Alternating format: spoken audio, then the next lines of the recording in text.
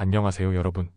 오늘의 흥미로운 영상 내용은 트럼프 대통령의 출생 시민권 종료 계획, 법적 차단, 그리고 트럼프, 다보스에서 미국 우선 선언과 글로벌 무역 압박에 관한 것입니다. 우선 좋아요 버튼을 누르고 채널 구독 및 알림 설정 또 잊지 마세요. 여러분의 관심과 지지가 저희에게 큰 힘이 됩니다. 첫 영상은 월스트리트 저널 기사를 바탕으로 트럼프 전 대통령의 출생, 시민권 종료 계획이 법원에서 일시적으로 차단된 사건에 대해 알아보겠습니다. 이 내용은 미국 헌법, 이민정책, 그리고 법적 논쟁에 얽힌 중요한 주제인데요. 쉽게 이해할 수 있도록 정리해드리겠습니다. 끝까지 시청해주세요. 여러분, 혹시 출생 시민권이라는 개념 들어보셨나요? 미국에서는 미국 땅에서 태어나기만 하면 자동으로 시민권을 얻을 수 있는 제도를 말합니다. 하지만 트럼프 전 대통령은 불법, 이민 문제를 해결하겠다는 이유로 이 제도를 제한하려는 행정명령을 발동했는데요. 이에 대해 법원이 이를 일시적으로 차단하는 결정을 내렸습니다. 첫째, 출생 시민권 종료 계획.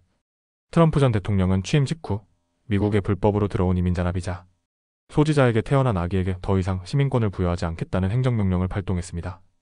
이 행정명령의 배경에는 이런 시민권 제도가 불법 이민을 부추긴다는 트럼프 대통령 측의 주장이 있습니다. 하지만 이 계획은 처음부터 큰 논란을 불러일으켰습니다.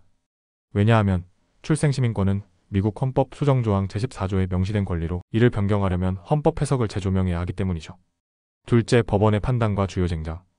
이번 사건에서 워싱턴주의 닉 브라운 검찰총장과 민주당 소속의 다른 주 검찰총장들이 트럼프 행정명령이 헌법을 위반한다며 소송을 제기했습니다. 이에 대해 시애틀 연방법원의 존 씨. 코페나워 판사는 임시금지 명령을 통해 행정명령의 효력을 14일 동안 중단한다고 결정했습니다. 판사는 트럼프 행정명령이 실행될 경우 주와 시민들에게 돌이킬 수 없는 피해를 줄 가능성이 있다고 밝혔습니다. 법원은 또한 출생 시민권이 헌법 제14조에 의해 보호받고 있다는 점에서 트럼프 행정부의 주장이 설득력이 약하다고 판단했습니다. 셋째, 트럼프 측의 주장. 트럼프 행정부는 출생 시민권은 미국에 거주하지 않는 외국인의 자녀에게는 적용되지 않는다며 이를 뒷받침하기 위해 역사적 근거와 대법원 판례를 언급했습니다. 하지만 다수의 헌법 전문가들은 출생 시민권은 노예제 폐지 이후 미국 헌법에 명확히 명시된 권리라고 반박하고 있습니다. 넷째, 결론. 이번 사건의 의미. 이번 법원 판결은 트럼프 전 대통령의 이민 정책 중 하나가 법적 장애물을 만난 사례로 평가됩니다. 이 사건은 헌법과 이민 정책의 경계를 어디까지 허용할 수 있는지를 둘러싼 중요한 논쟁인데요. 닉 브라운 워싱턴주 검찰총장은 이번 행정명령은 반헌법적이며 미국의 기본 정신에도 어긋난다고 강하게 비판했습니다. 이렇게 트럼프 전 대통령의 출생 시민권 종료 계획과 이를 둘러싼 법적 논쟁에 대해 알아보았습니다. 여러분은 이 사건에 대해 어떻게 생각하시나요? 출생 시민권 제도는 유지되어야 할까요? 아니면 변화가 필요할까요? 다음 영상은 월스트리트 저널의 기사를 바탕으로 트럼프 전 대통령이 다보스 세계경제포럼에서 한 발언과 그로 인한 국제적 파장에 대해 이야기해보겠습니다. 트럼프 대통령은 미국에서 제품을 만들지 않으면 관세를 내라는 강력한 메시지를 내놨고 우크라이나 전쟁과 관련해 러시아에 대한 압박을 강화하겠다는 뜻을 밝혔습니다. 그럼 오늘 이야기 바로 시작해볼까요? 첫째, 트럼프의 다보스 발언.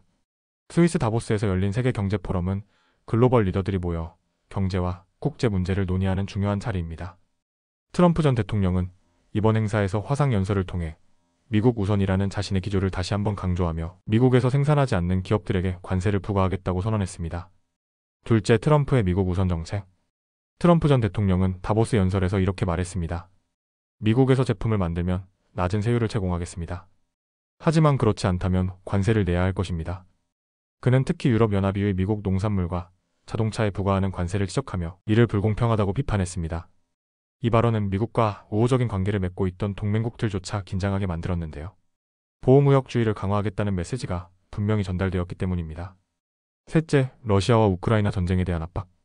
트럼프 대통령은 또 다른 주요 발언으로 러시아의 우크라이나 침공을 멈추기 위해 석유 가격을 낮출 것을 제안했습니다. 그는 다음과 같이 말했죠.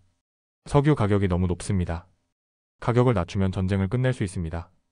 트럼프는 러시아의 주요 수입원이 에너지 판매라는 점을 강조하며 석유 가격을 낮추면 푸틴 정권을 압박할 수 있다고 주장했습니다.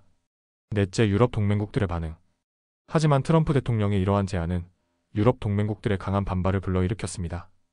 유럽 지도자들은 지금은 협상할 때가 아니며 우크라이나에 더 많은 무기와 지원을 제공해 푸틴에게 실질적인 압박을 가해야 한다고 주장했습니다.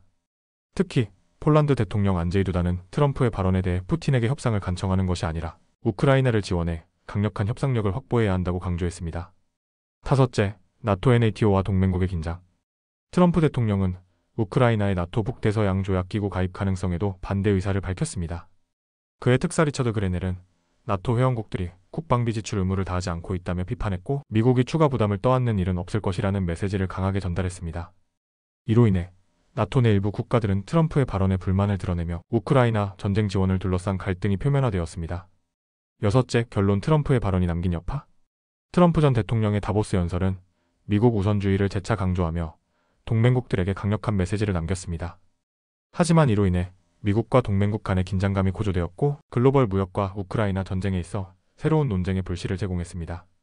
이처럼 트럼프 전 대통령의 다보스 연설과 그로 인한 국제적 반응에 대해 이야기해보았습니다. 여러분은 트럼프 대통령의 미국 우선 정책과 동맹국에 대한 압박에 대해 어떻게 생각하시나요? 오늘은 여기까지입니다. 다음 영상에서 더 유익하고 흥미로운 내용으로 찾아뵙겠습니다. 이 영상은 투자 의견이 아닙니다. 매우 감사합니다.